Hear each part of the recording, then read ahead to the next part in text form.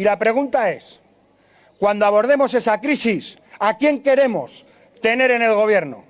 Queremos tener en el gobierno a gente comprometida con la gente trabajadora, con los movimientos sociales, con el movimiento popular, con el movimiento obrero, o a la gente comprometida con Confebask. Hay que elegir, no se puede ser neutral en este viaje, y quien va a representar los intereses de la mayoría social y de la gente trabajadora es Miren, y por eso es necesario que en Euskadi, de una vez por todas, haya una mujer lehendakari.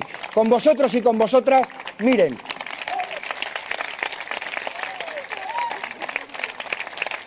Bueno, barratsalde on danoi, eskerrik asko benetan etortzeagatik, eskerrik asko bereziki, Isabelin oski berakitzen duelako baitare, eta eskerrik asko bereziki Madridik etorri diren Carlosi eta Rafari. Askotan etortzen dira guregana, eskatzen diegun guztietan hemen daude, eta gaur baitare, aldi honetan ere hemen dauzkagu gure interesak defendatzen, danonak diren interesak defendatzen.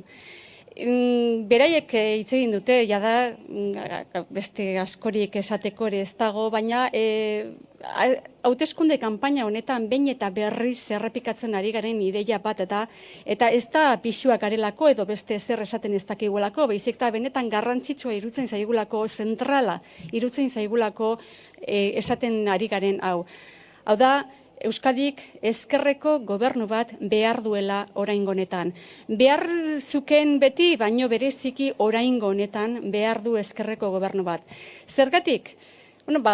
Bereiek esan duten bezala, orain krisi ekonomiko sakon bati aurre egin beharko diogu. Krisi honek erronka batzu jartzen dizkigu aurrean, eta erronka horiei nola erantzun behar diegun, hori erabaki behar da ze perspektibatik erantzuten zaion. Eta aurreko krisiari begiratzen baldin badiogu, eta aurreko krisiari zenolako erantzunak eman zitzaizkion begiratzen baldin badiogu, esan genizake izan zala eskubi politikoan oinarritutako erantzun politikoa.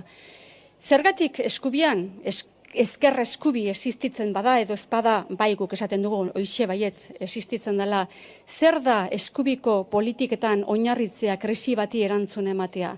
Alde batetik orduan pentsatu izan zen, gastu publikoa murriztu egin beharko da.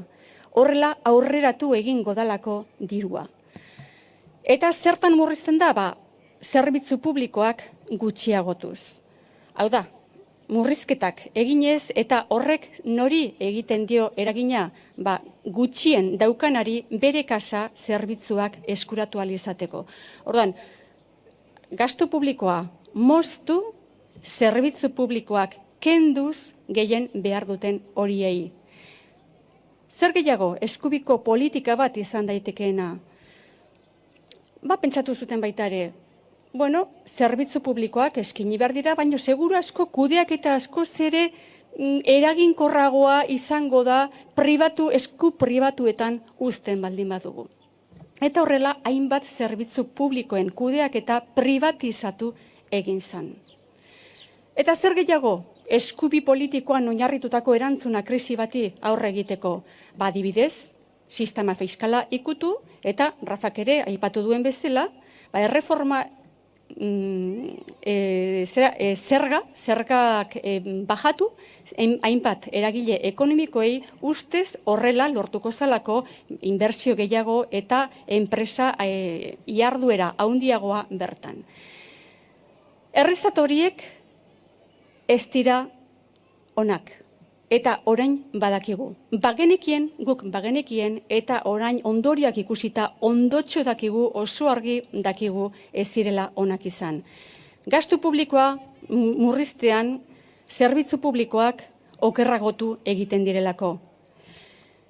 Zergak bajatzen direnean, eta Rafak eta Carlosek ere aipatu dute, erakarri baino egiten dana dalako, diru gutxiago lortu eta horrela zerbitzuak eskintzeko diru gutxiago eduki.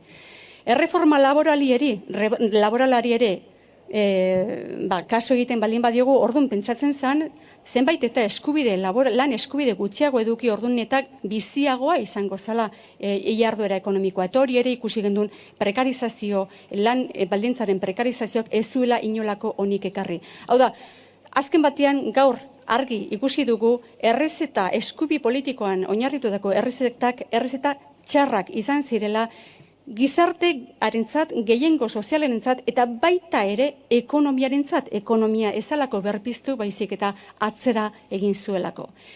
Oraingo honetan zer egingo dugu? Badakigu datorkigun krisia, oraindik aurrekoa baino latzagoa izango dela.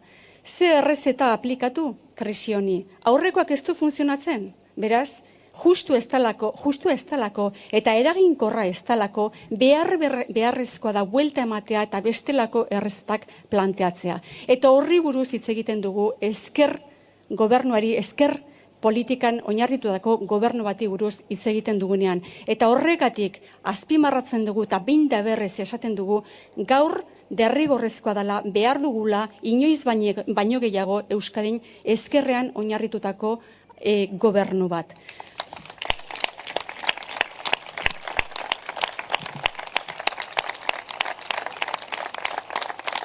Beharrezkoa da eta gainera tokatzen dana da. 40 urtetan Euskadiko gizarteak, Euskadiko hiritarrek ezkerra bozkatu izan du beti. Eta gobernuan berriz eskubiko alderdiak izan ditugu beti. Eta zergatik, herri honetan ezkerra okupatzen duten alderdi politikoek ezin izan dutelako orain arte elkarrekin komunean daukatenari garrantzia eman eta elkarrekin gobernu programa bat proposatu. Batzuk, PSE-ri begiratzen baldin badiogu, bere gurari, bere aspiraziorik haundiena gobernuan sartzean EAJaren nazionalismoa tapatzea da. Eta bestei begiratzen baldin badiegu, EH Bilduri begiratzen baldin badiogu, bere aspiraziorik haundiena gobernuan sartu ezkero, badirudi dala PNV-ren nazionalismoa areagotzea. Eta kontu horretan, zurrunbilo horretan sartuta bat eta bestea azkenean gertatzen dena da, irabazten duena beti EAJ irtetzen dela. Garaia da, behar dugulako eta demokraziaren eraginak eskatzen duelako Euskadin ezkerreko gobernu bat behingoz edukitzea. Horregatik gure leloa, gure hemen defendatzen duguna kanpaina honetan zehar da, inoiz gehiago ez Euskadin ezkerreko gizarte batean eskubiko gobernu bat. Askotan esaten digute, eta oraindik ere jarraitzen digute esaten, ezin da. Pero nosotros somos el partido del sí se puede. Y hoy sí se puede significa decir que estamos dispuestas a gobernar, que podemos gobernar, gobernatzeko prest.